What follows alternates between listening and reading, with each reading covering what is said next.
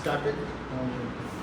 We are looking at the new topics that we would like to get introduced to through this course, and after looking at or listing out all the five, we have been talking about how to handle them when we encounter them in various aerospace structural components, and we have already finished three of them, the FRPs, the failure, and FEM, I guess, and now we'll talk about the rest. So the fourth one that we were interested in understanding is fatigue, because a lot of structural components on the aircraft are subjected to fatigue kind of a loading, in other words cyclic kind of a loading, where the load can go all the way from tension to compression, or it could be on the tension side itself, larger tension to a lower value of tension, or purely on the compression side between a lower value of compression to a higher value of compression.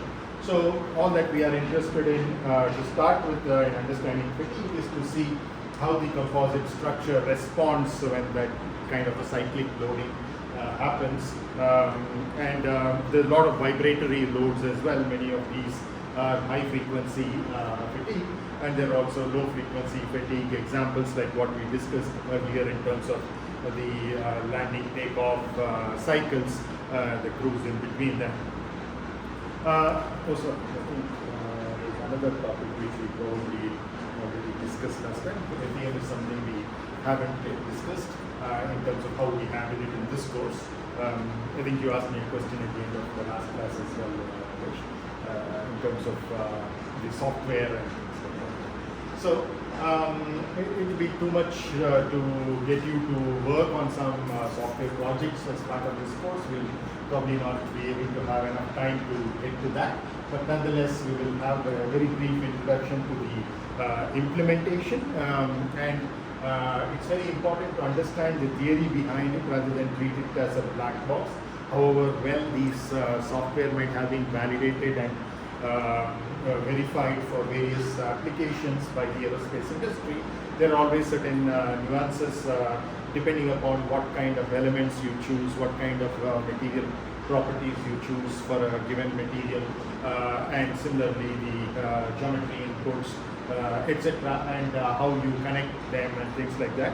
Some of them are automated, but some of them you require a manual input, and it's essential for us to understand from a consistent elasticity approach as to what exactly is going on in terms of what happens to your inputs, and eventually when you get your outputs also you should be able to understand how to utilize them for making certain decisions, whether it is analysis based or design based decisions.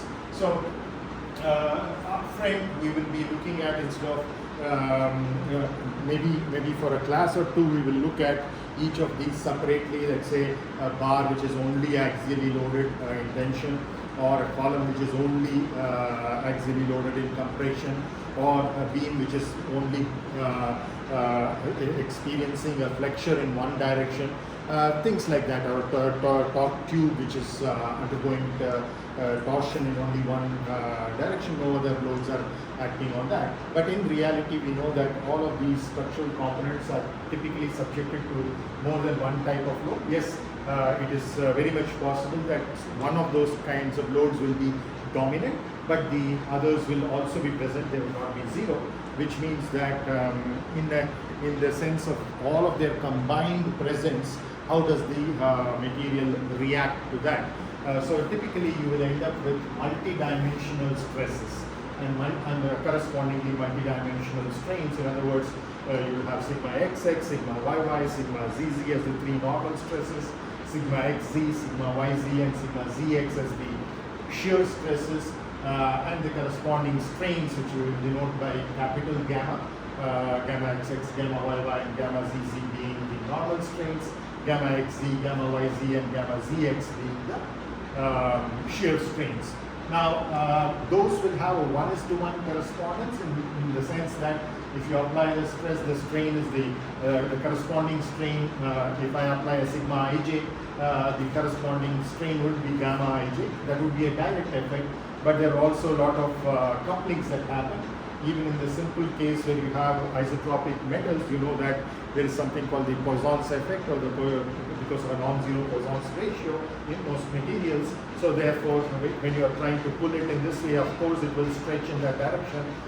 So there will be a sigma xx and a corresponding gamma xx, the stress and the strain, but there will also be a sigma yy or a gamma yy depending upon the boundary conditions. So if it is free, then there will be no sigma yy, but there will be a gamma yy, and there will be a gamma zz as well, which are proportional to the Poisson's ratio of this material and also to the load that you are applying. So we will go into those expressions later on, but this is just to say that even in the simplest kind of isotropic materials, you will have these couplings. And in composites, of course, it becomes even more complex. All kinds of couplings can occur. Bending can cause torsion, torsion can cause extension, extension can cause shear in some other direction, etc. So we have to therefore be open to understanding the elasticity model which gets into the FEM through a multidimensional approach. In other words, we consider all of these to be present in general, and then of course when some of them are either zero or negligible compared to the others, maybe for specific problems we can drop them off and simplify it, but we always start with the full model. And the constitutive law is the one which connects the stresses to the strains. So it is in the 3D sense, in the three-dimensional sense, it is entirely a material property. So depending upon the particular point at which you are relating the stress to the strain at that point in space or a particular instant in time, then the relationship between them doesn't depend on the geometry. It depends only on the material of choice and its properties, physical characteristics, which we call as the constitutive law. So constitutive law is just a term, a fancy term to talk about the relationship between stresses and strains. There are 6 independent stress components, 6 independent strain components. Y6 we will try to take a look at shortly. But essentially the relationship between them is what we call as the constitutive law. And for a linear material, a linear elastic material, you would have those 6 into 6, 36 constants coming up. Not all of them will be independent. We will see how they depend on each other as we go forward. Next, the model will be sometimes in many implementations of the finite element, it's done as a force method where they could be solving in terms of the stresses or forces directly, because if that is of interest to you, you don't want to go around. If you want to touch your nose, you rather touch it like this, you don't want to go around and touch it. So essentially the accuracy improves, because remember that at the end of the day the finite element method is a numerical technique. The more the number of steps you have, each step will incur certain errors, and therefore if you can avoid certain steps and get directly to what you are interested in getting, then it's better. So most finite element models, most finite element software are built on a displacement based model, but there are also a few which are based on a stress based or a force based method. If that is what is of your concern, for example, you're dealing with failure, you want to know when a particular level of stress will be reached or a combination of stresses will be reached, then you are more interested in the accuracy of the stresses, and therefore a force-based method or a stress-based method would be more appropriate there. But nonetheless, irrespective of which method you use, entirely displacement or entirely stress, you can get one from the other. Just that when you are doing that, you will have additional derivatives or matrix multiplications or solutions of linear algebra solutions, all of which are numerical and iterative in nature, and therefore they can introduce further errors. So there are also certain methods which are mixed finite elements, which deal with both displacements and the stresses as unknowns. We simultaneously try to solve for them, so they kind of get into the midway between these two extremes of dealing only all the equations, converting them in terms of displacement, or all the equations converting in terms of stresses. You retain each of them at lower order derivatives relatively speaking, and then you try to solve for them. So so instead of this stress strains and stresses, most software use displacements, and these are used in the governing differential equations, first of all deriving them and then solving them for various problems like torsion, bending, etc. more often than not simultaneously. So it's important for us to understand certain simplified structural theories vis-a-vis 3D elasticity, more from the point of view of strengthening our fundamentals, but the way it is actually done in the industry and the way you prefer to do it eventually is a combination, and everything is there simultaneously, multidimensional and 3D elasticity. But we can always see from simpler examples where everything fits in, and that's something that we will do most probably this week. Yeah. So now, in terms of categorization of different structures and structural analysis methodologies and why we do them, etc., there could be various bases on which their classification could be done. First of all, since all of us are in aerospace engineering, the first classification comes in terms of the application. Designing a helicopter rotor blade, for example, is very different from designing an fixed aircraft wing, fixed wing aircraft's wing. So in either case, both of them are lifting devices, yet in one case it is just moving in one particular direction, translation. Of course it can have rotations, but they are at much lower rate, whereas the rotor is generating the lift. At the same time it is rotating at a fairly high speed, which means there is a centrifugal force as well, which is a large axial load. Unlike a fixed wing, nobody is pulling your wings on either side to stretch it so much. The major load is bending because of lift, a little lesser amount of bending because of drag, and some bending because of the torsion that occurs. But the axial load, either tension or compression, is very, very minimal, rarely there, except probably when there's a side drift of the aircraft or something. There could be a small amount of force which is acting from edge to edge of the span, but otherwise not. So therefore, the application-wise classification into aircraft, helicopters, and missiles, launch vehicles, satellites, etc. And that's where the homework that you already presented at the last class really helped in terms of understanding, because each of you took up aircraft or helicopters or launch vehicles, and from listening to each other, you would have seen the subtle differences between them. See, at the end of the day, the physics and the math is one and the same. The governing principles of the elasticity and the same materials might be used on different kinds of vehicles, but for different purposes. So the nuances also need to be understood appropriately. Then again, within aircraft, you could have military aircraft and civil aircraft. So again, there are differences in terms of how you design them. A lot of the military aircraft, let's say fighters for example, have to have a lot more maneuverability, whereas in the case of the passenger aircraft, you do not want that much of maneuverability, instead you want stability. And these are typically at loggerheads with each other. You try to make the aircraft more and more stable, you're going to have less and less maneuverability, and vice versa, right? So again, within military aircraft, fighter is not the only case. You have bombers and transports, etc. So trainers also. And then within the civil engineering sector, you would have transport aircraft, again long haul, short haul, typically business kind of aircraft, more luxury, where the payload ratios might be very different from the regular aircraft which are flown by airlines. And then could have acrobatic aircraft, which for sports purposes, various kinds of adventure sports, you could utilize them as well. Now again, coming to helicopters, again the kind of way in which the helicopter rotor is placed, you might have a single main rotor with a tail rotor for anti-torque, or you might have two counter-rotating rotors on the same hub, or you could have main rotors which are one behind the other in tandem, or they could be side by side rotating in opposite directions so that the torque cancels out each other. So, and there's one example called the MOTAR, which is actually an acronym for no tail rotor.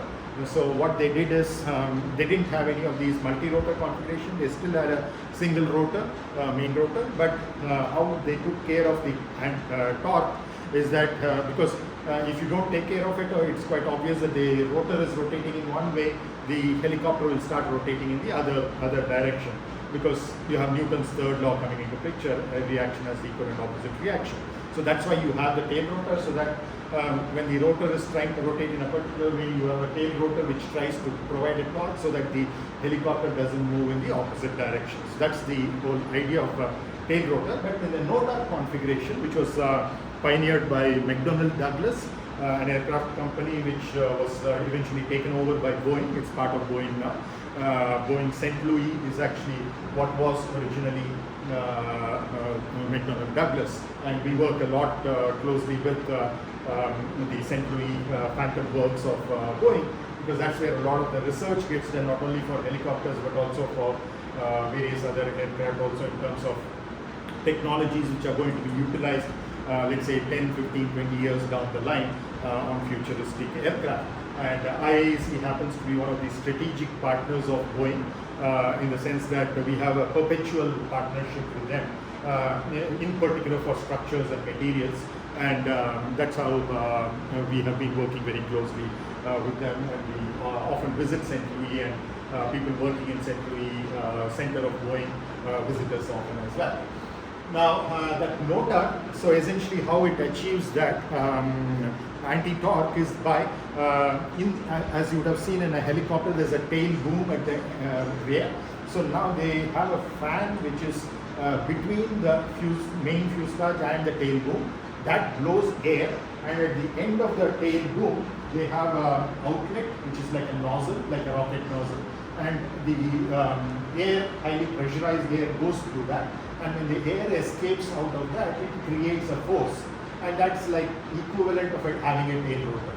So instead of actually having a tail rotor, you're blowing the air through the tail boom and letting it out sideways through the edge of the tail boom, and therefore that force kind of counteracts this. It's a very ingenious way of looking at it, because tail rotors unfortunately have been the cause of a lot of accidents, because it's at a fairly lower height compared to the main rotor, and people walking around can sometimes go hit it, or when it's on the ground, essentially. So there have been quite a few accidents and things like that. Also, in terms of when it is flying at low levels for various operations, sometimes the main rotor might still be safe, but the tail rotor might hit a tree, or it might hit edge of a building or something like that, when it is trying to maneuver through certain, let's say, congested localities in order to achieve something, let's say, for example, policing and things like that. So in all such situations, these kinds of motor kind of configuration or equivalents where you do away with the tail rotor actually helps. Then, so in that case, from a structural analysis point of view, what are the challenges? The challenge of designing a tail rotor blade, which is somewhat similar to designing the main rotor blade, we have to design the tail boom through which highly pressurized air is coming and then it is flowing out. So it is causing a force. There's a huge bending which is happening on the tail rotor. It's also like a pressurized vessel. So multiple things have to be taken into account. Not that it's entirely new, because even the fuselage, for example, the kind of aircraft that you fly from one place to another, especially when it's flying at higher altitudes, it needs to be pressurized, cabin pressure, which means that the fuselage is like a pressure vessel. But these pressure vessels for the NOTAR are much higher pressures compared to what we're talking about as pressure in the case of cabin pressure in regular aircraft. Then we come to the missiles.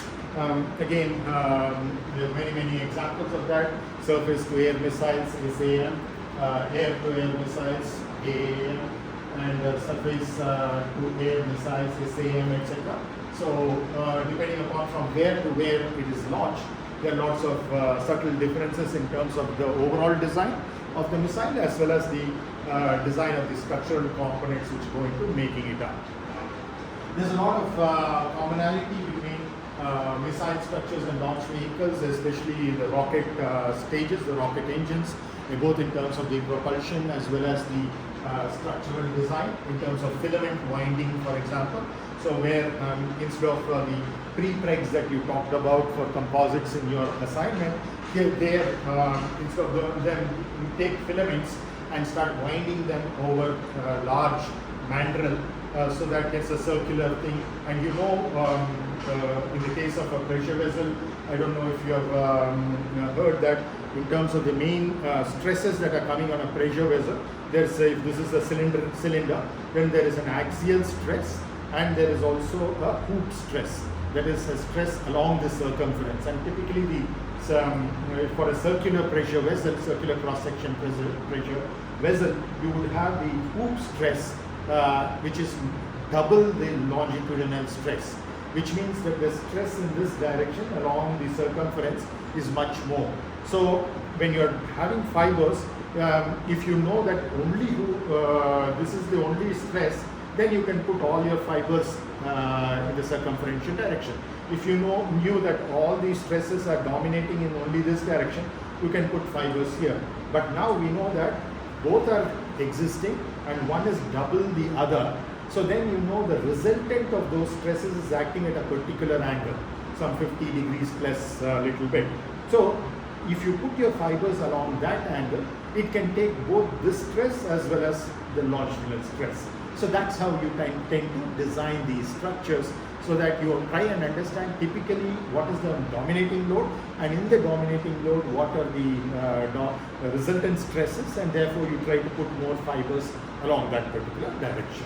So launch vehicles, again you could have many examples like sounding rockets, and already I think Ari presented on PSLV, the satellite launch vehicle for polar orbits, and for geostationary orbits, the GSLV, etc. And then again, once you get, so these are some of the more complicated ones, because these rockets have to fly through the atmosphere and through the space, which is pretty much vacuum. So very different environmental conditions, very different thermal conditions in particular, and of course the air loads.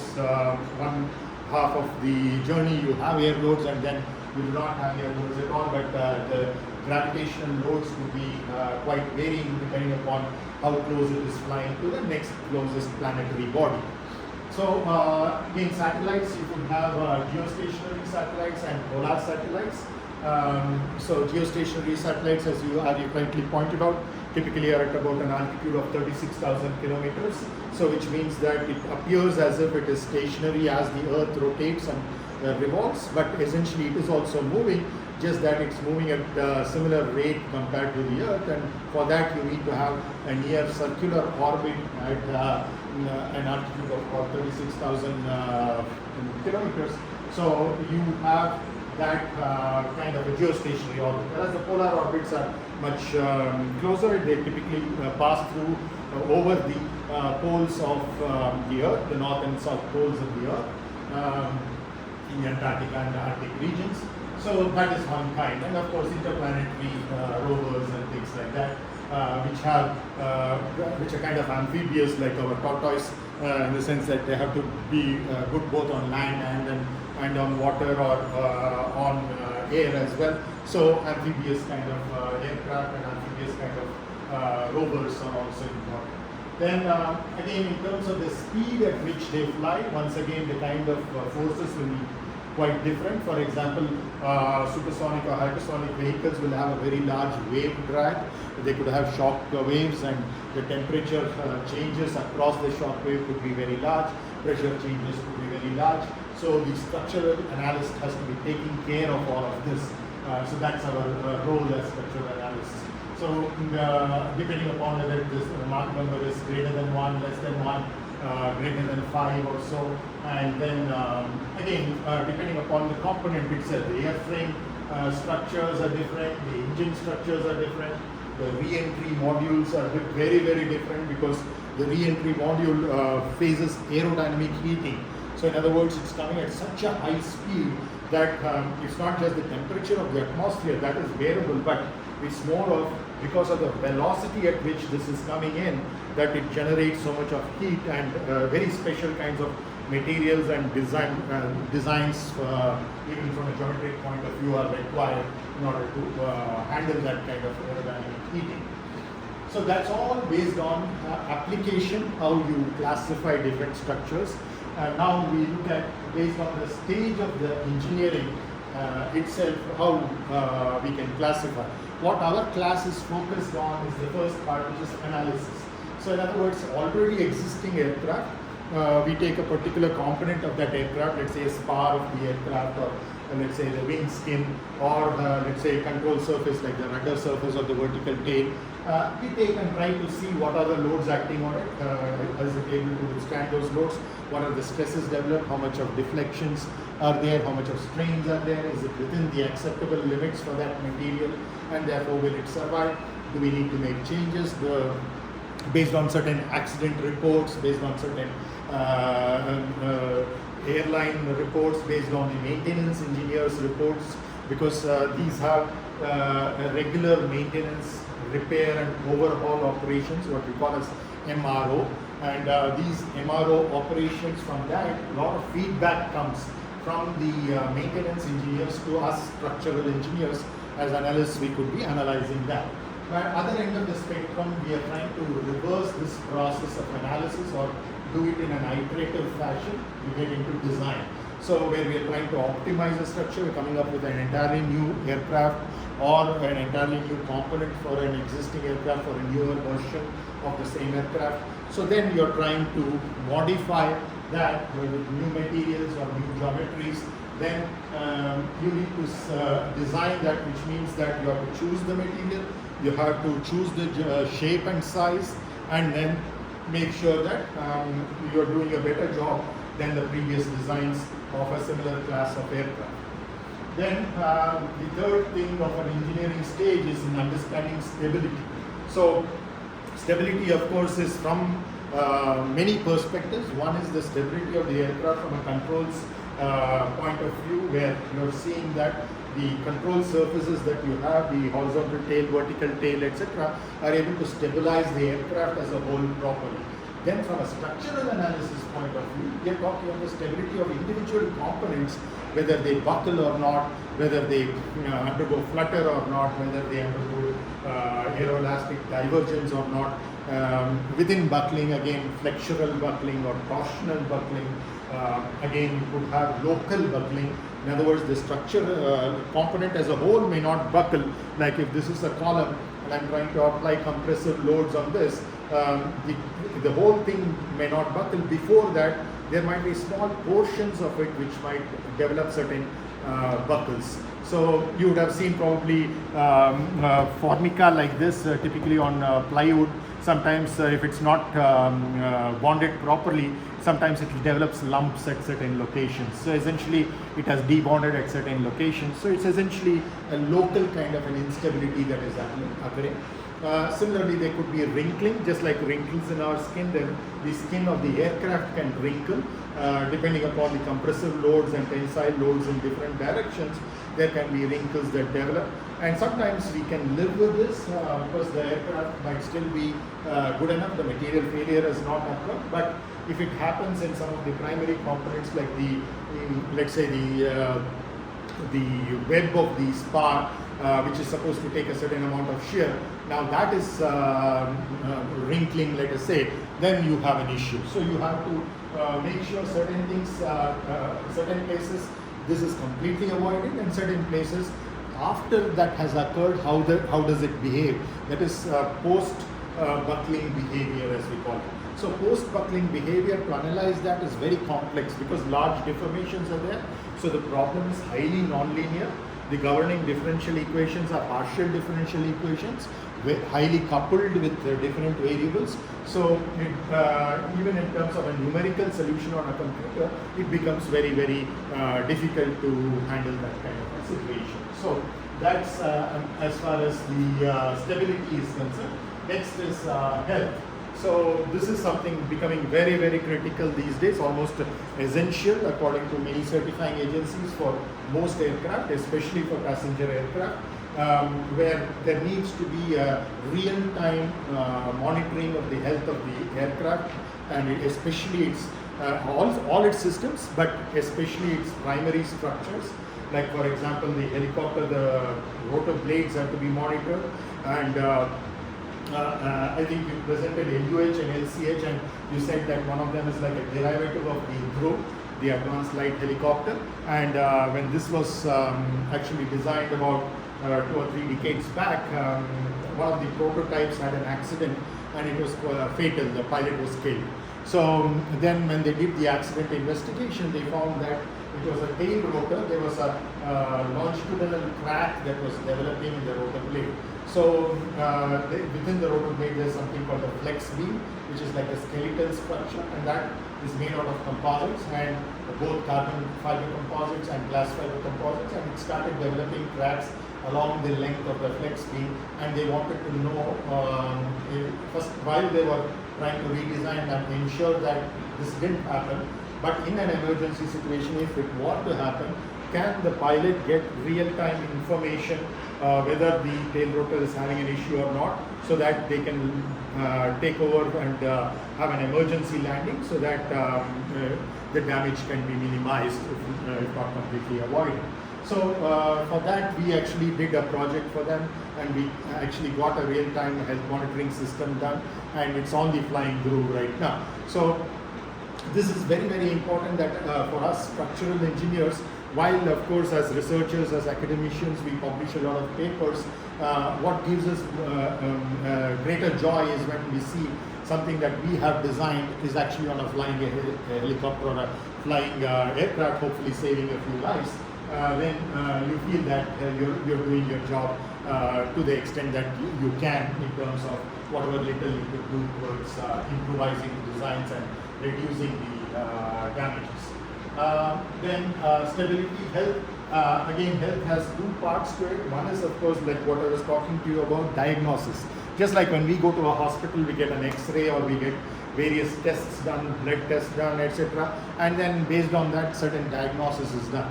But that's not all, right? You need to do what is called a prognosis. That is, you have diagnosed what is the current state of the health of a particular human being or aircraft structural component.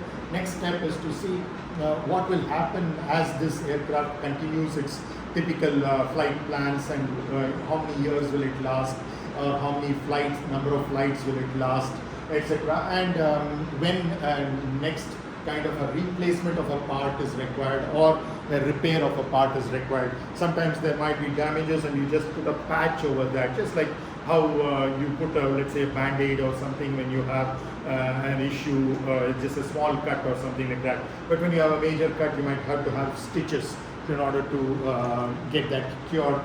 Eventually, there's of course a lot of self-healing that happens, and a lot of self-healing materials that have come up as multifunctional materials, where you have within the composite, in addition to the fiber and the matrix, you have small pellets of uncured resin which is embedded in that, and once a crack develops, these pellets break and release that resin, and that resin then rejoins the cracked area, so that it can remain healthier for much longer time. That's very similar to how blood clotting happens in our own skin. When there is a cut, the blood flows out and coagulates, and then you see that it immediately joins together. If it's small enough, you don't even need stitches in order to heal itself.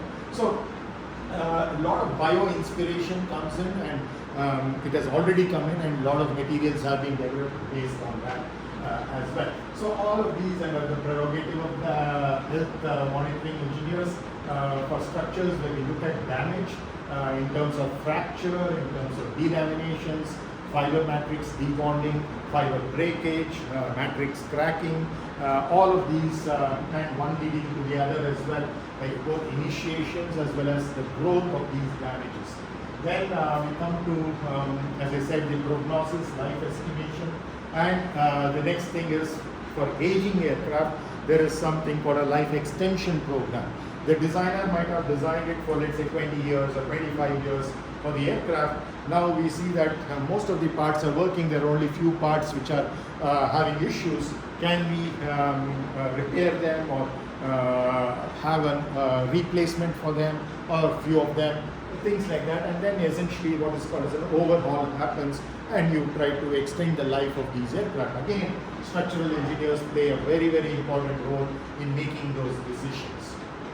Then we come to the another basis of classification, which is based on the dependency on time. See, space and time are always your independent variables. In a three-dimensional space, you have x, y, and z as the three coordinates at any material point is located in terms of x, y, z with respect to an aircraft fixed frame.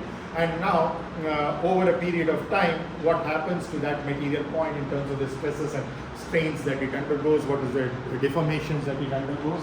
So there is a certain time dependency and the kind of loads which cause it.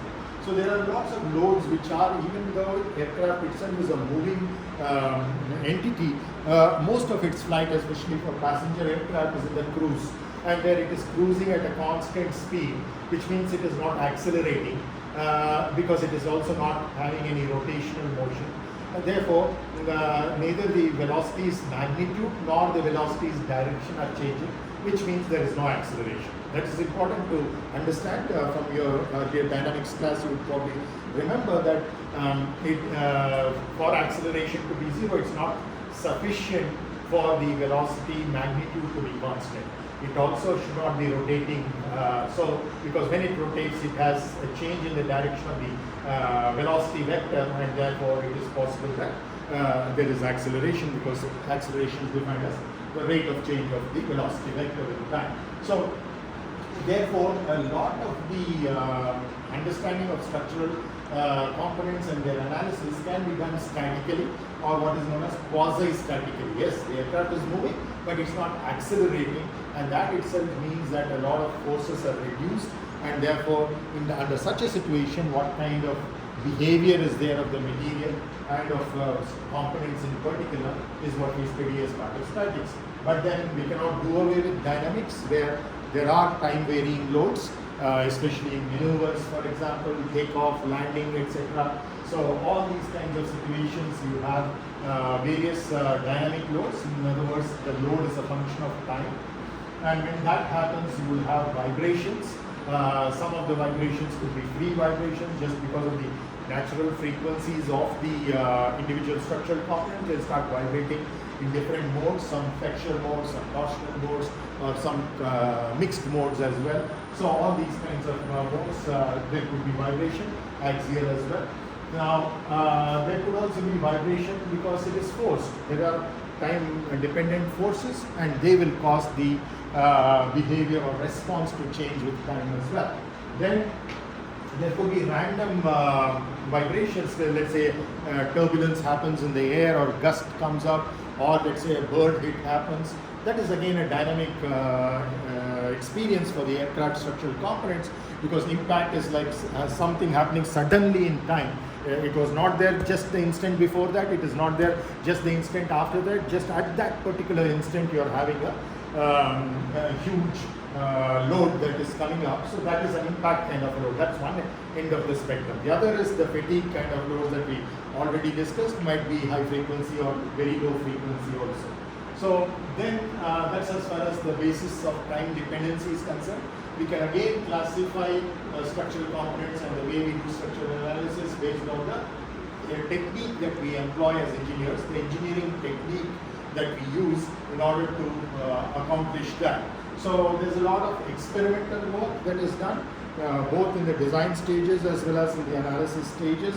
You try to do some experiments at the lab level in terms of specimens that you make out of the same material that goes into making certain parts of the aircraft. So then you test the aircraft component as a whole, let's say one half of the wing as a whole, you try to test, or maybe just one rotor blade, or the entire rotor system with all the 4 or 5 blades that a rotor might have, depending on the design. So you test that on the ground. So it's not flying aircraft, it's on the ground, but it's running at full speed or even higher speeds than what normally runs at. And then you try to test various things, how it responds to those loads. Then some tests are done on the flight. So there are flight engineers who monitor both real time while they are flying. So you have, in addition to the pilot, you typically have a flight engineer on most flights. In fact, it's a mandatory requirement of most airlines to have that.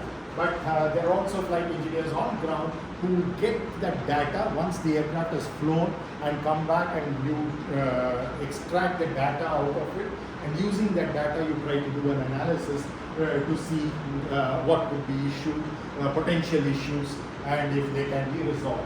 So that is flight-based experiments. Then again, all of these experiments, whether on ground or on flight, would be either destructive evaluations or non-destructive evaluations. So in other words, you subject a structural component, let's say typically for specimens you do that, you keep applying the load, axial load, keep on increasing it until it fractures and breaks. So that is one type of test, which is a destructive test. But a lot of these destructive tests have been reduced or minimized. Only the bare minimum what is required, especially for newer materials, etc. is done. But mostly we do these days, especially in aerospace engineering, non-destructive evaluations. It could be ultrasonics, it could be X-ray based. There are many other techniques, also called as NDT or non-destructive testing instead of non-destructive evaluation. So this is a very huge field by itself.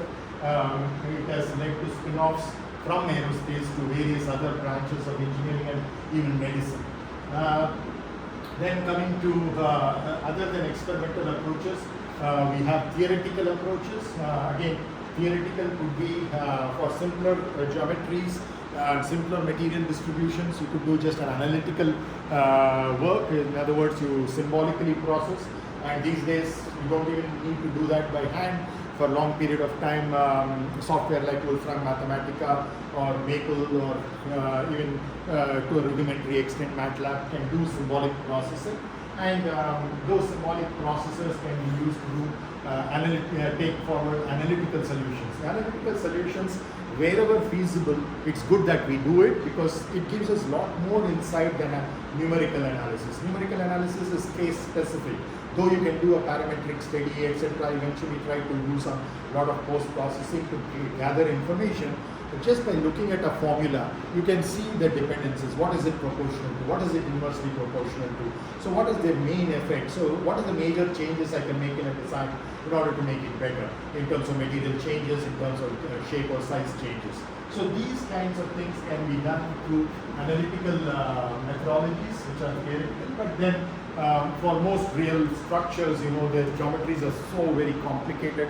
First of all, you have an airfoil cross section, then you have the skeletal. The skeletal structure is so complicated that it has so many stiffeners along the span, so many stiffeners perpendicular to the span, and then you have the skin and the way they are bonded to each other. They may be integrally manufactured in many composites for smaller aircraft, but mostly they are made in parts and they are joined to each other. There could be rivets, there could be bolts, there could be adhesive joints or combinations of these.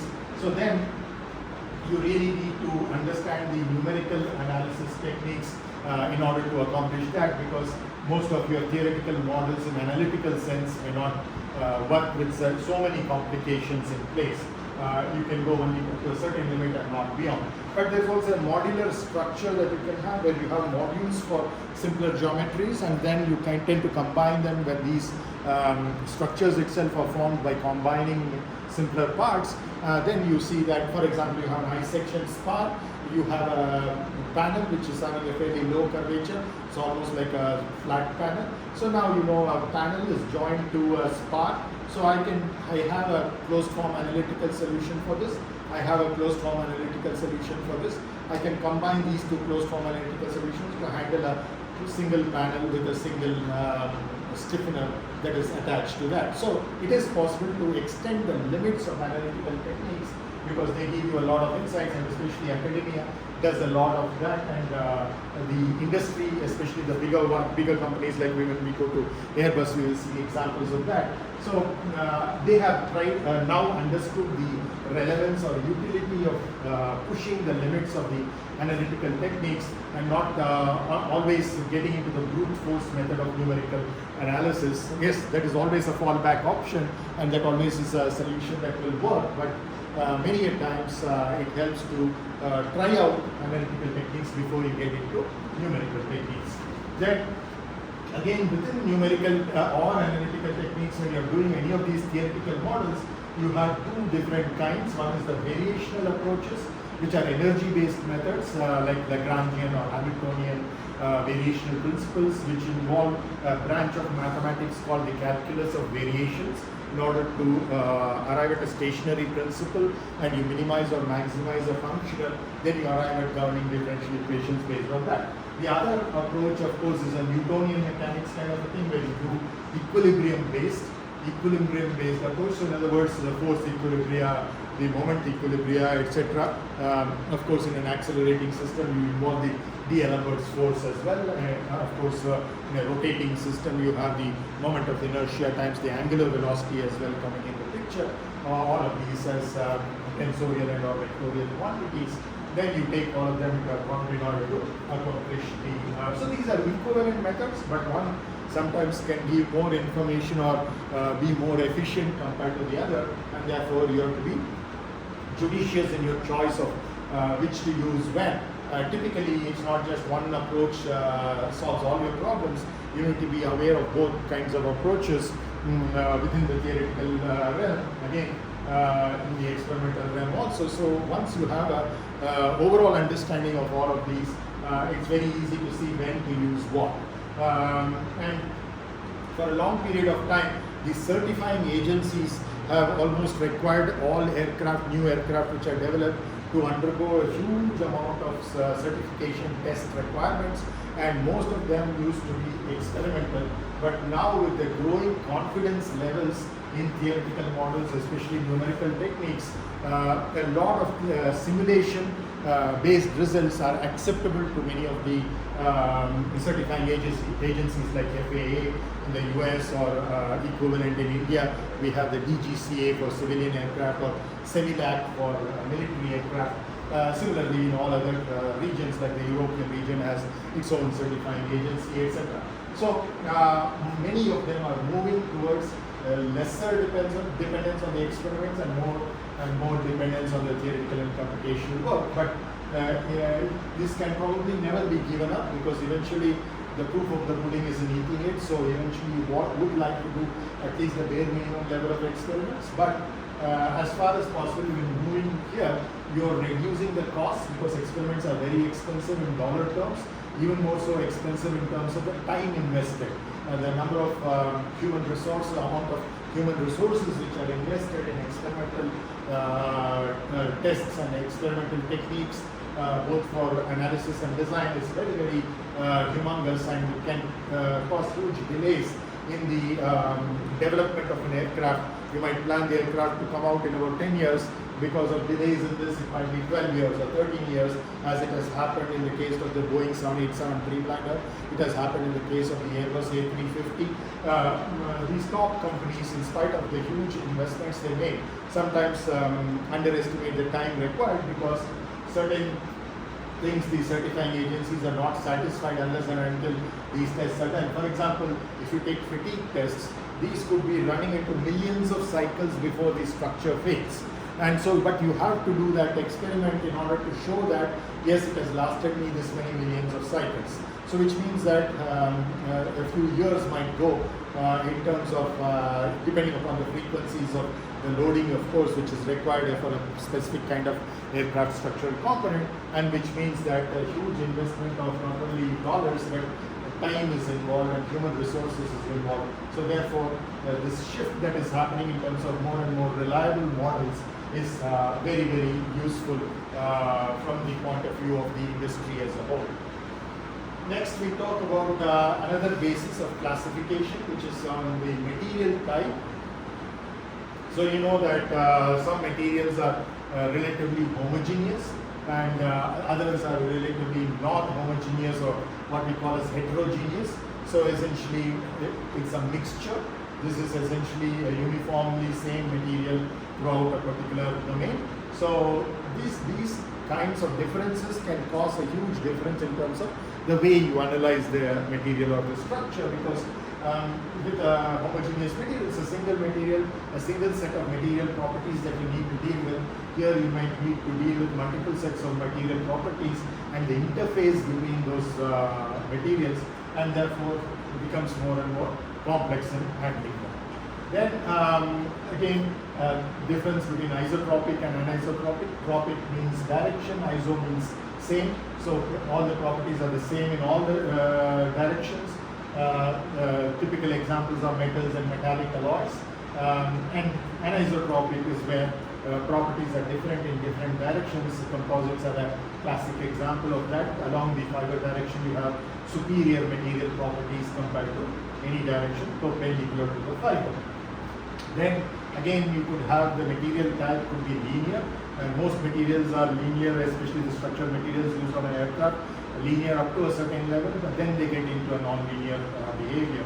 In terms of the stress-strain relationship, no longer a Young's modulus, which is a constant value, will be valid, it will change. So, a non-linearity is involved. It could be plasticity, it could be elastoplasticity, it could be viscoplasticity, depending upon the specific materials involved. So, all kinds of non-linearities are there. Again, this linearity, non-linearity we are talking about purely from a material point of view. It could also be from a geometric point of view, that very thin structures or very slender, long structures can undergo a strain which is non-linear function of the displacement. See, you know, in the simple examples you would have studied the strain gamma xx is equal to dou u by dou x. In other words, u and gamma xx are linearly related to each other just through a derivative which has no power, etc. But you know that as you go for higher and higher loads, the strains become larger and larger, then you have to have additional terms, some of which are quadratic, for example. So then you see that the strain displacement relationship is non-linear. That is not what we are talking about here. Here we are purely talking based on the material, which means the stress-strain relationship is non-linear. What we call as the constitutive law, that is non-linear. So that essentially two important types of non-linearities that you encounter in structural analysis. One is material non-linearity between the stress and the strain. The other is the geometric non-linearity between the strain and the displacements or rotations. Next, so all of these are different. So many students tend to get confused between that. They think that if it is homogeneous, it also has to be isotropic. It also has to be linear, it has to be elastic. No, these are all entirely different kinds of classification within the material. It's possible to have combinations of different types of different kinds of materials. Yes, some might be more common compared to the others, but nonetheless, those are entirely different definitions, and it's possible to have all kinds of combinations. So coming to another behavior is in terms of a uniqueness of the function of the stress and the strain. Here we said that the stress and strain are linearly related to each other. In other words, they have constants of proportionality between them. Here they are non-linearly related, no constants of proportionality. They can increase quadratically or whatever. This is non-linear. But here we are talking about uniqueness. In other words, given a stress, I should know my strain. There is no doubt about it that that will be the strain field at that point. So, or given a strain field, I should be able to get my stress. There is a unique relationship between the stress and the strain. Whether you are loading or unloading doesn't matter. Whatever history has gone behind it, how many times you are loaded, unloaded doesn't matter. Always, given a stress, I get a strain, and given a strain, I get a stress without any doubt. So that is essentially your elastic behavior of the material. Plastic is the other extreme, where the strain can go on increasing even without the application of, or even without the increase in the stress. For a given constant stress itself, the strain goes on increasing. So that is the ideal limit of plasticity. But typically many materials, especially the metallic alloys and also metal matrix composites, can lie somewhere in between what we call as elastoplastic, etc. Now, plastic is only one example of inelastic. So just like here we have all these negative aspects of this. We have isotropic, we add an an prefix an to this to make it anisotropic, which is not isotropic. Here we have linear, we put a non in front of it as a prefix to make it non-linear, that which is not linear. Similarly, elastic, the opposite is actually inelastic, so which is not elastic. And one example of that is plastic. Well, there could be many other forms of inelasticity as well. Plasticity is not the only kind of inelasticity. Then again, in terms of especially in the recent past, about last 5-10 years, there has been a lot of interest in going forward from traditional, conventional materials to what are known as smart materials, and superset of that what we call as the multifunctional materials. So essentially smart materials have co-located sensing and actuation. They are able to sense the environment, what are the changes occurring in the environment, like changes in temperature, pressure, the loading situation, etc. and adjust their properties, change their properties, their inherent physical, mechanical properties in order to suit the new environment up to, of course, a certain range. You can't expect it for all changes in temperature, all changes in pressure. This will work for a reasonable amount of range of pressures, temperatures, load, other kinds of loadings, etc. They will be able to adjust, sense and actuate, and some examples of that are shape memory alloys, shape memory polymers, piezoelectric materials, magnetostrictive materials, magnetorheological materials, or electrorheological materials. So these are all examples where different fields of physics are involved, either electrical field or magnetic field or electromagnetic field, or even optical field, like optical fibers are used for a lot of applications.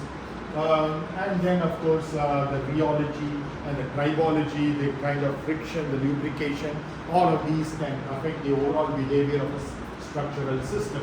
Then within piezos, again, you have where there is electromechanical coupling. You apply a stress, mechanical stress, you end up with an electric field, or you apply an electric field, end up with mechanical stress or strain. Again, within that, you could have many different kinds: piezo wafers, piezo films, piezo composites, where each fiber is a piezo ceramic material. So you have let's say lead zirconate titanate is an example of a piezo ceramic. Many people for a long period of time were using it just as PZT alone, lead zirconate titanate alone, but it is very heavy. So on aircraft, as you know, the weight is a huge penalty. So heavier materials are at strict no-no. So for a long period of time, the aerospace industry was shunning many of these piezo ceramics, but now there are piezo composites where you have piezo ceramic fibers in a typical matrix like epoxy or any of the other matrices used with other composites. So the overall density kind of comes down. At the same time, the electromechanical coupling, either as an actuator, higher actuation authorities, or as a sensor, you have higher sensitivity. Both are possible once you bring in these types of paradigms. So then another way in which you classify the structural analysis is in terms of the kind of external loads that the structural component that you are looking at is experiencing. So that load predominantly would be aerodynamic in most cases, but for example, certain space booms, etc., it could be the gravitational load that is kind of dominating. There could be due to very large accelerations or rotational acceleration, that's angular accelerations. You could have inertial loads which are dominant in certain structures, especially when you are facing gust, etc., turbulence. Then thrust closer to the engines, the engine nacelle or the pylon, the structures which help you attach the engine to the fuselage or the wing, depending on where it is mounted, or it could be on the tail as well. So all of that, there the thrust is essentially acting as a load on those structures. And the engine itself, in terms of designing the engine components, the rotor blades at the turbine stage, the rotor blades at the compressor stage, the combustion chamber, the kind of temperatures that are involved, therefore the thermal stresses. So you have humongous a list of things that you have to explore, but you have to be sure, instead of putting everything into a particular model, you have to have an understanding of what is kind of dominant and what is more critical for that particular application, and then focus on those areas so that you don't unnecessarily overcomplicate the problem. Then, thrust. Then you have exhaust turbulence. The exhaust from the engine nozzle which is coming out, if let's say the engine is mounted under the wings, the horizontal stabilizer, for example, could be in the wake of the engine exhaust. So the engine exhaust, both from a chemically corrosive point of view as well as from a thermal point of view, very hot air flows past the horizontal tail. So now your horizontal tail materials and the geometry should be designed in such a way that it takes care of these kinds of loads which are occurring on that. So, yeah, exhaust turbulence. Then we can have mechanical loads like bird heads, loads coming from the landing gear, etc. So the undercarriage, that is. So all of that are mechanical loads. Of course, not occurring in all phases of flight, but there could be sudden emergency situations or at the starting and ending of a flight phase during takeoff and landing, and also taxiing. So you have to be designing those structural components for that. Then the aerodynamics. That is typically the major load for all of these surfaces like the wings and the tails, and all the aerodynamic surfaces, and also the control surfaces that are attached to it, the rudder, elevator, and the ailerons. So flaps as well. So then control loads. Control loads could be again very critical, and depending upon the aircraft's control system design, there could be these could be in the form of electrical control systems, magnetic control systems, or hydraulic control systems. The more traditional ones were hydraulic. You also quite a few which are pneumatic, and many of them will be redundant. In other words, you have backup. So one system might be the main thing which is functioning all the time on a regular basis, but if that were to fail, something else would take over. That could be a pneumatic system or a hydraulic system, for example. Then, so by this, of course, we mean the pilot is exerting certain forces on the control stick or on the rudder pedals, and when they are doing that, that has to be translated into certain rotations of the control surfaces. How does the transition take place from the pilot exerting those forces to there? So typically most of these are fly-by-wire kind of situations where this is just a measure. It's not the pilot's actual work in pushing the rudder pedal which is making the rudders move, especially for large aircraft. The amount of force which is required to move the rudder will be so large that the pilot's leg would break by the time he even tried that, if not for the control rods in between breaking. So those kinds of mechanical systems were in place for much smaller aircraft in the earlier days, where it's actual leverage kind of system. Like for example, when you use a scissors, pair of scissors, you know that to cut you are applying a lesser amount of force because it's at a larger distance, and then you're able to handle a load which is much larger than you would otherwise be able to. So something like that, those kinds of designs were there in the very early history of aircraft. Even today, a lot of hobby enthusiasts, when they do aero modeling and make certain aircraft, smaller aircraft, they use these kinds of mechanical systems. But for most part, the control systems are either electric or magnetic or pneumatic in most situations, and or combinations thereof. Then very, very often we see that it's not just the elastic approach or the structural analysis that is good enough. We already saw aeroelasticity, for example, where aerodynamics and elasticity are interacting with each other and can cause various instabilities. But it's not just aeroelastic modeling, but also aero-thermo-servo-elastic modeling. So this is almost like the bread and butter of most aircraft industry, what they do today. In other words, this is precisely the way we divide our typical aerospace curriculums in most colleges, right? Undergrad especially, we talk of, or even masters and PhDs for that matter. We say certain set of researchers work on aerodynamics, certain set of researchers work on thermal or propulsion problems, certain set work on servo or controls kinds of problems, stability, dynamics, etc. And then there are certain who work on structures.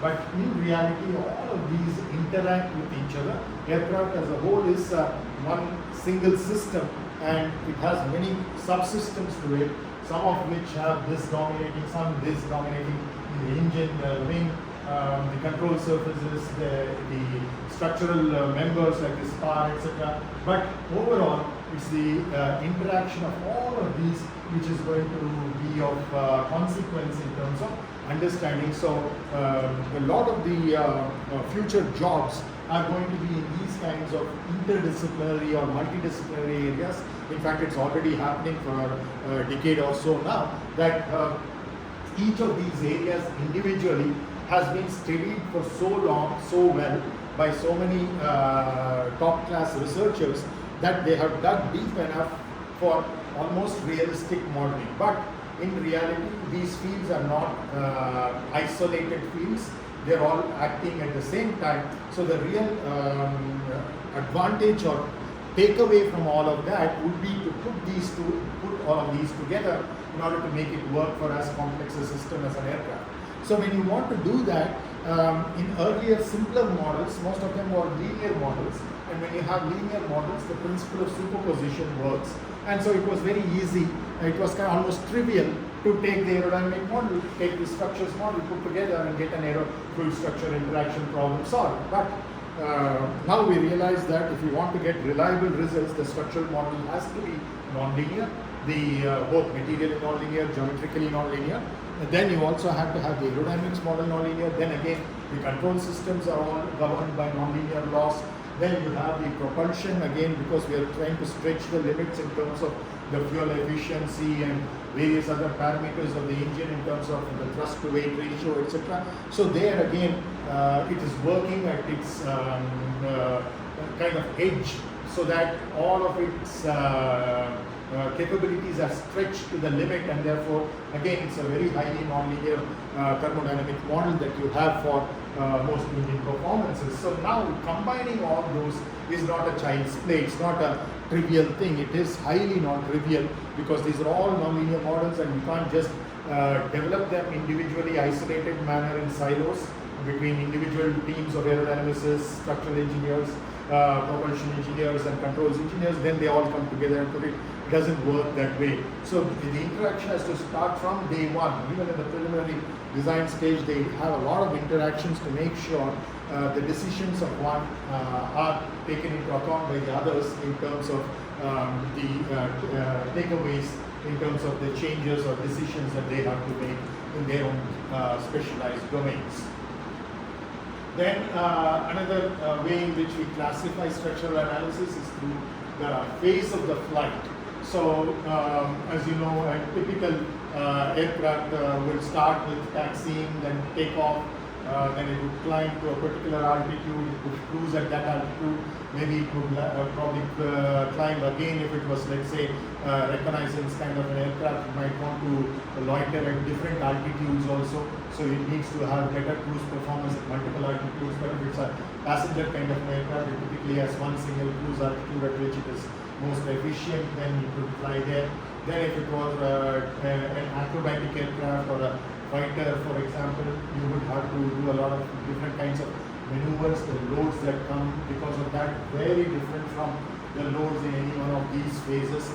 So you have to draw what is known as the flight envelope between the velocity and what is known as the load factor, which is measured in terms of the number of G's, where G is the universal, is the acceleration due to gravity, which is typically given by G and by R squared.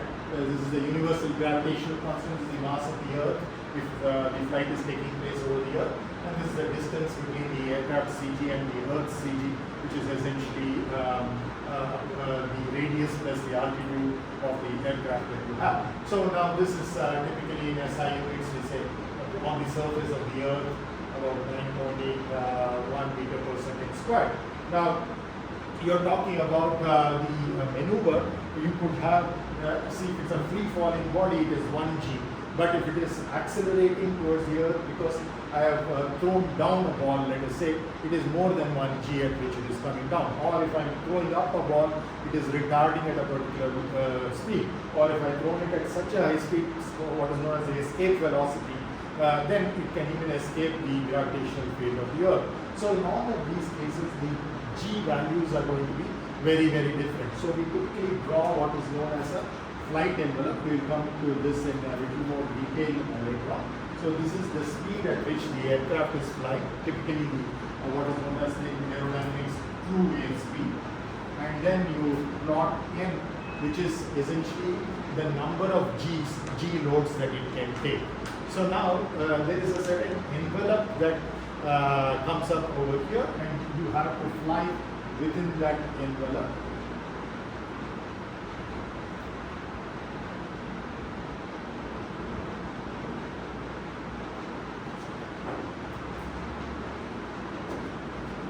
So what we are saying is that there is a certain value of n max. So this could be of the order of, let's say, 4 or 5 for fighter. It could be about 2 or 3 for a passenger, etc. We'll go into the actual numbers later on. But we have to design an aircraft such that even in these extreme combinations of velocity and the load factor, this n is called as the load factor, and this is called as the flight envelope.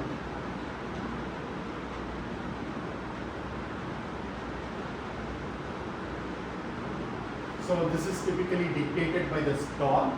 So in other words, the aircraft, as you know, has a certain CL max. Once it reaches the CL max, tries to increase the angle of attack any further, it's going to stall. The lift is going to drop, right? So because CL versus alpha has a peak. So if you plot the aerodynamics, you know that you plot CL of the aircraft versus the angle of attack, it will have something like this, which you call as the stall angle, right? So this is your CL max. So this part of the curve is essentially saying that if you try to fly slower than a particular speed, then you're going to stop. So that's essentially saying that this is the safe region. So what I'm hashing over here is a safe region. If the aircraft is flying such that its V value, that is the speed, and its N value is within this V and N combination is safe. But if it goes anywhere at the boundary, it is just about to fail, and fail in many different ways. Here it fails by stalling in a positive sense. Here it is stalling in a negative CLR, because this can be extended to the negative regime as well, for negative angles of attack. And so for the highly maneuverable aircraft, this becomes very critical. So this is an N max, which is a positive value. Then there is N max, which is in the negative sense, so you can call it N min for that matter. So it's a negative number, and so that is again very, very dangerous. So typically, as you know, even astronauts, when they are flying, depending upon the launch and also the re-entry phases, they are facing very, very high G loads. Some cases where the blood rushes towards the head, and some cases where the blood rushes down. So there are situations where the brain is getting too much of blood, and situations where the brain is getting very less amount of blood. So even from a human body system way it works, there are many limits in terms of how much of it we can handle. So that's why not everybody can become a fighter aircraft, or everybody can become an astronaut. They have to have a lot of health training as well, physical fitness and even mental fitness. All of these are checked and improved upon. The capabilities are improved upon during the training in order for them to be able to handle some of these things. Now this is something we have brought in for an aircraft, so similar kind of flight envelopes are there for other flight vehicles as well. And so we have to ensure that our material choices, our size and shape choices are such that none of the structural components will fail as long as the aircraft is flying within this. If the aircraft, of course, goes beyond the Vmax that it is allowed to fly at, well, good luck. Or if it goes beyond the Nmax or goes below the Nmin, then again good luck, because we are not designing for that. Because if we want to design for everything, the aircraft will never fly, because it will be so heavy that it will never fly. So we have to have a compromise between what is realistically required for accomplishment of a certain flight, whatever the plan of action is, whatever the application for which that flight vehicle is designed. Is it able to fulfill all of its functionalities efficiently? So for that range, we try to make choices in the structure in terms of both the material and the geometry. So that's again, of course, after maneuver. So many of these, the reason why I brought this up is we're talking of maneuvers, and many of these might be dictated by the maneuver that is happening the extremes, especially of NMAX and then etc. Many of them will be dictated by the stringent maneuvers that some of these aircraft might have to undertake. But even aircraft which is not required to do a lot of maneuverability will have flight envelopes, just that it will be less stringent and therefore the choices will become a little easier for us, the structural engineers. Then again, of course, descent and landing and again takeoff, all of these at different conditions, because once it has landed, it has finished all its fuel and or most of it. And so the kind of loading situation is very different when you're taxiing after landing than when you are taxiing while just before takeoff. So the loading conditions are quite different, and you'll have to make sure that both of these are taken into account, because especially when you're taking off, you are, for example, for a long haul flight, the amount of fuel that you might have on your fuel tanks in the wings so much that it might be weighing down. So in other words, you have typically designed this wing such that it's good at compression on the top and tension at the bottom, because that's how the lift acts. But on the ground, you know that when especially the fuel tanks are full, the load could be quite large and it could be bending quite a bit down. So what you have designed for compression should also be able to handle quite a bit of tension. Not as high a tension as in flight, but it should be able to handle a certain amount of compression or tension because of that. So vice versa for the understate, of course. Then finally we come to the geometry as another basis of classification. So it's essentially we are talking of the undeformed shape of the structure. Once the load acts, there is a deformed shape of the structure, which is a change in the shape, change in the sizing because of the load. It could be making it longer or shorter, or it could be making it could be warping the structure so that the airfoil shape itself changes, etc. Either purposely or deleteriously.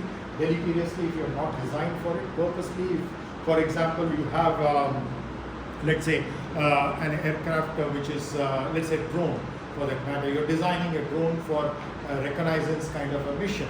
So now you know that the airfoil shape has to be a particular optimal shape, a particular airfoil you choose for the reconnaissance, which is essentially loitering at low speed. But this reconnaissance aircraft or drone has to fly to that location fairly fast. You might get a sudden emergency situation. You need to do a loitering operation at a particular location. You need to fly from the base station to there as fast as possible. When you're trying to fly fast, the airfoil shape that is optimal will be different. And when you're going there and for a long period of time you're loitering at very low speed, the airfoil which is optimal will be very different. So can you change the airfoil shape on flight between one to the other through morphing? So you can use some of these advanced materials like we talked about, the multifunctional or smart materials, in order to achieve that kind of a thing, to change the shape in flight so that small changes, like let's say for example just the camber. So the camber should be large, in other words it should be an asymmetric airfoil when you're loitering. When it is flying to a particular point at high speed, you want it to be a symmetric airfoil. In other words, the camber is almost zero, right? So can you change the camber just by using the materials like a shape memory alloy or piezoelectric material, a magnetostrictive material, electrorheological material, etc., or combinations thereof? That is an area of very hot research today, and quite a bit of success has already been achieved also. But it's not on actual flying aircraft to a very large extent, primarily because the certifying agencies put the brake, and many of these technologies, even though they might be very well proven in the lab, they have to be proven on the flight for a longer period of time before they are certified on especially flying aircraft involving passengers. But of course, some of the helicopters and military aircraft fixed wing also typically tend to be early adopters of newer technologies. Coming to these undeformed shapes, based on this, the classification would be into structures which are much longer than their cross-sectional dimensions, which we call as 1D.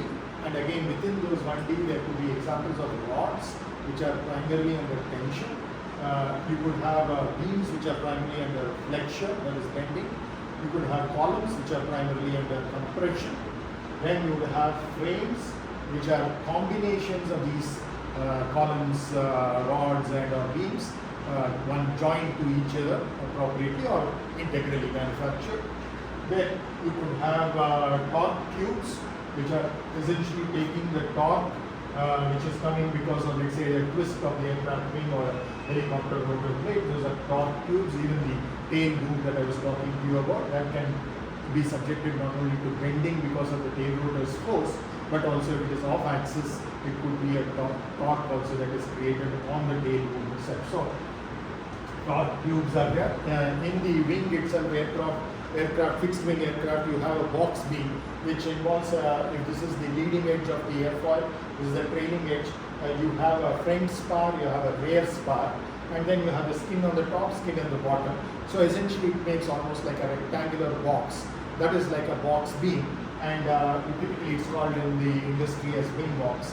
And those wing boxes also to a large extent take these torques, because the skin and the web of the spars, front and rear, are essentially thin plate or thin panel or thin shell-like structures, all of which are very good at resisting shear, and shear is the way in which torsion or torque is typically resisted, as we shall shortly see from mathematical equations as well.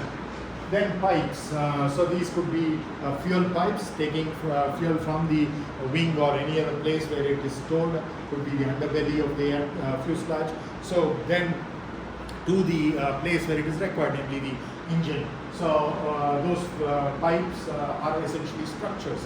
Now these are pressurized fuels, so these are like internal pressurized vessels, but at the same time there's a flow also taking place. It's not just a pressure vessel in which the fluid inside is static, the fluid is flowing, so that flow will cause certain viscous forces, as well as it has a boundary layer with the walls of the pipe, etc. So all of those have to be taken into account as well. Then each one of these 1D structures, the cross section could be, let's say, an I section, which could be symmetric, or it could be asymmetric, or even axisymmetric, as in the case of a pipe or a tube, where you have axisymmetry along the circumference.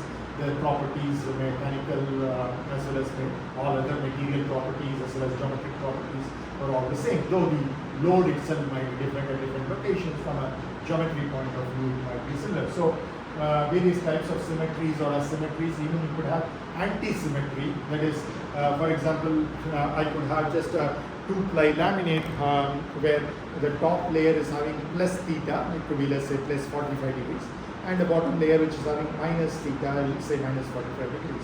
Now this will have a lot of extension twist. In other words, if this I'm designing, let's say, this tabletop with plus minus 45. Now I try to pull this, of course it will extend, but at the same time it will twist also, because this is going to happen. So depending upon whether I'm trying to push or pull, either it will try to straighten up, or it will try to go further, and therefore there will be a certain torsion as well, or a twist that is a result of this particular kind of loading. Yeah, and then in addition to the cross section having symmetries or anti-symmetries or asymmetries, it could either be a closed section or it could be an open section. So typically you would have a circular tube. It is a closed section. You have the box beam that we talked about in the aircraft, with the top skin, bottom skin, and the shear webs of the spars.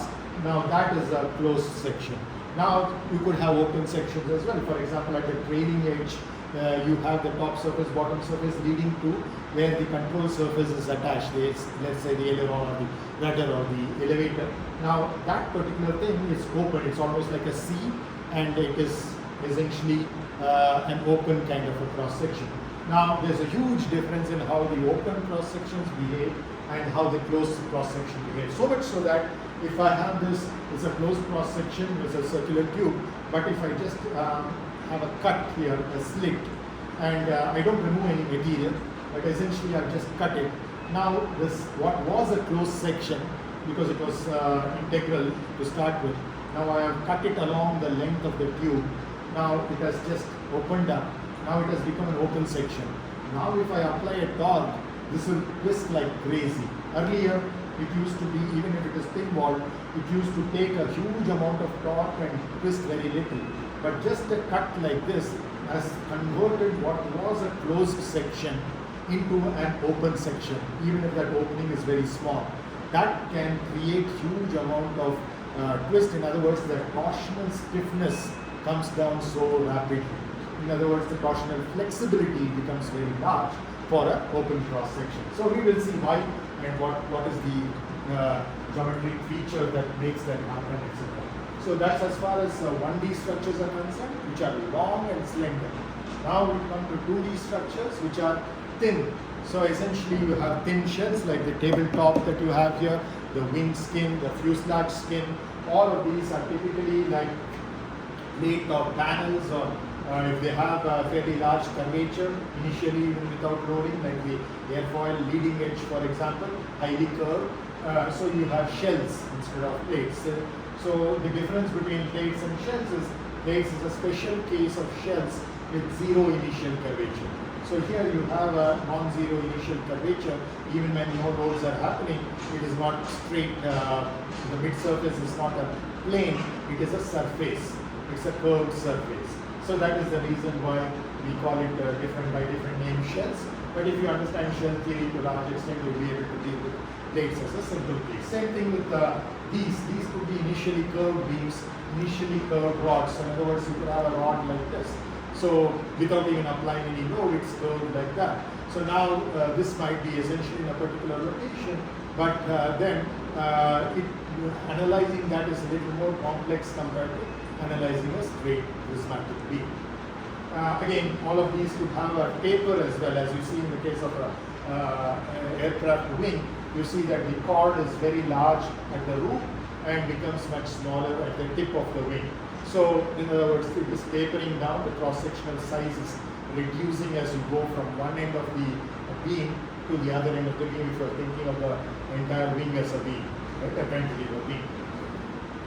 Now, plates and shells, again, you could have solid and hollow. Thin walled, this is coming from the beams. So beams, you could have solid beams, hollow beams, and within hollow beams you could have thin walled beams or thick walled beams. Typically thick walled beams where you have very large internal pressurization, etc. So you might prefer to have thick walled, even though it is going to have a weight penalty, because that is the only way you could probably handle it. So of course 3D is more like brick-like structures, very commonly used in civil engineering, but very rarely you would see this being employed in aircraft structures. The black box, for example, is one example where it survives an emergency kind of disaster that the aircraft has gone through. The black box, the flight cockpit voice recorder, CDRs, all those things, many of them might be typical box-like structures, fairly thick in order to protect them from very large impact loads and all thermal loads, etc. So very rare structures. There are primary structures of the aircraft. Most primary structures of the aircraft are what we call as dimensionally reduced models, because 1D or 2D models, structural models, will work fairly well for them, even though in reality every structure, everything that we see in reality is on Earth or engineered by human beings are all 3D, just that when one dimension is very small compared to the others, we call it 2D. When one dimension is very large compared to the others, we call that 1D. So that is essentially the distinction between them. Once we have that possibility, these models are much more efficient. Computationally, they can run much faster and give almost the same result at a level of accuracy as this, if the dimensional reduction has been done properly. But many textbook-like formula, they might make very incorrect assumptions on the 3D to get to 2D or 1D. In such a situation, you will see that these models do not work well. Their accuracy is very low. Of course, their efficiency is very good, but once they use it, the accuracy is not good. So the important thing is to maintain almost as much accuracy as the 3D model when going to a 2D or 1D, and yet get the advantage of the computational efficiency that you have, need to have over there. Right? So, are there any questions on this so far? Yeah, feel free to interrupt me anytime. I might be just going on and on. So So just raise your hand and ask questions, or you don't even need to raise your hands, just ask. So for like a rocket body, right? Like the body of a rocket, it's kind of like a tube shape, right? Would that be Can you repeat that? like a rocket body? Like that's kind of like a tube shape, Yeah. So would you like model that using like a 2D geometry model or 1D geometry model? Very good question. Excellent question. See, it all depends upon the ratios of these different parts. So let's say we have a rocket engine which is of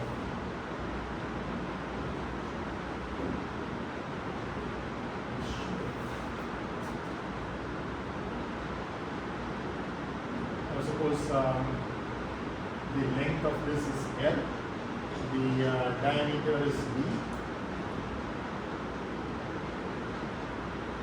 and thickness there is T, right? So now it's a question of what is small compared to the something else. So almost always you will see that T is very small compared to both L and D. There's no two ways about that. Okay, so almost always you can model this as a shell. So because it has initial curvature, it's not a plate, but it's a shell. So in other words, a 2D model will work. Okay, because one dimension, whenever one dimension is small compared to two dimensions, the number of large dimensions determine the these, that is the dimension. So there are two large quantities here, which means it's a 2D model works very well over here. But at the same time, we have to also see the relative orders of magnitude of B and L. The way I have drawn it, it seems like B and L are the similar order of magnitude. They may not be numerically equal to each other, but the order of magnitude of B is almost the same as the order of magnitude of L. So this is what we say. Numerically, this could be, let's say 100 meters, and this could be about 80 meters or so. Or the other way around, doesn't matter. But essentially what I'm saying is that it's not like 1/10 of it or 1/100th of it, which is the case with this ratio. If I take T by L or P by D, these could be of the order of 1/10 or even 100. So these are fairly small numbers, which is why a 2D model is really good for it. But if you have similar orders of magnitude here, even though it's like a tubular kind of structure as you rightly pointed out, you may not be able to model it as a 1D model. But there are also examples where L can be very large compared to D. So L can be in some other examples, which is not what I have drawn here. L can be very large compared to D. It's more like a real cube, something like this, right? So very long rocket stage of a very small cross section. It all depends upon the designers, how they design it, and also the propellant burn, the burn rate, how the propellant has to come out, exhaust, so that how much of thrust is has to come, how that thrust varies with respect to time or distance from the Earth. All of this will be taken into account by the other non-structural engineers. And once they decide on that, there is possibility that your launch vehicle rocket or missile rocket will engine will look like this, the structure will look like this. Then in that case, yes, L is very large compared to D. I can't, of course I can still model it as 2D. I get advantage going from 3D to 2D. Already I've got some computational advantage.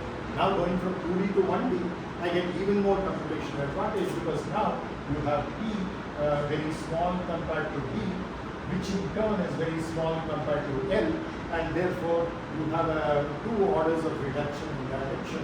And the beauty of this actually is that in this particular case, you can actually do the dimensional reduction in two steps. See, this overall dimensional reduction is a very complicated process. Going from a 3D model to a 2D model or a 1D model is very complex.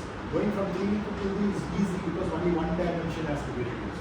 Going from 3D directly to 1D is very difficult because you have to reduce by two dimensions. Partial differential equations will be what you have to solve. Whereas going from 3D to 2D to be only ordinary differential equations along the thickness. Whereas here, there will be across the cross section, there will be two coordinates, and those will be the two independent variables, and you will have to solve the ordinary differential equations, the boundary value problem in order to be able to achieve that. Now, very rare cases like this, or even a scale, a ruler, that you have, you would see that it is having this kind of a gradation. It's not that two are very large or small compared together, but there is a series. One is very small compared to another, a medium sized one, then there's a very large one. So whenever you have this, there's a huge advantage in dimensional reduction because you don't need to jump from 3D to 1D directly. You can first reduce the 3D model to 2D model, make it a shell model. Already you have got some efficiency. Now you start from that shell model and reduce it to a beam model so that you get even more efficiency. Yes, in each one of these stages, accuracy will drop, but if you do it properly, the accuracy drop will be negligible. For all engineering practical purposes, it will be as good as the 3D model itself. But you will have huge savings in computational time. It could be going from a 3D model to a shell model. You could save of the order of 10 times the CPU time on the same computational platform using the same software you are trying to run for a 3D model of a particular structure. For the same structure, if it is possible and you have got a 2D model, you might be able to run it 1/10 of the CPU time. It might not sound very good, very high when you're saying that the CPU time is 100 seconds and I've brought it down to 10 seconds. So what's the big deal? 90 seconds, right? But these things are going to be run over and over again, iteration after iteration for your optimization, for your health monitoring, for various other things. So this 90 seconds is going to get accumulated over each run, and it's going to mean a lot of human resources, time of the employees being saved, time of the computational systems being saved, etc. So it makes a huge sense to do as much of a dimensional reduction as possible. Wherever possible to go to 1D, try to go to 1D.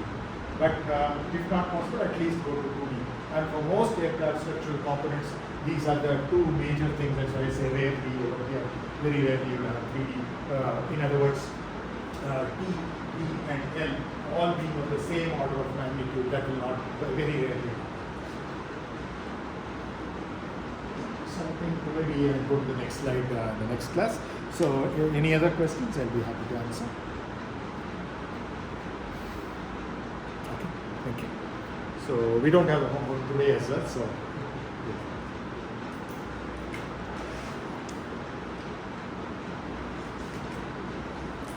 Monday and have a great weekend.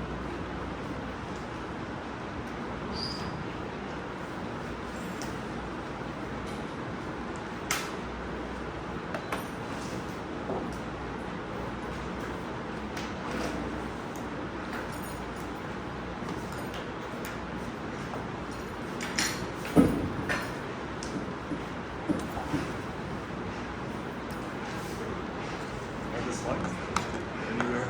Come again? Do we have the slideshows?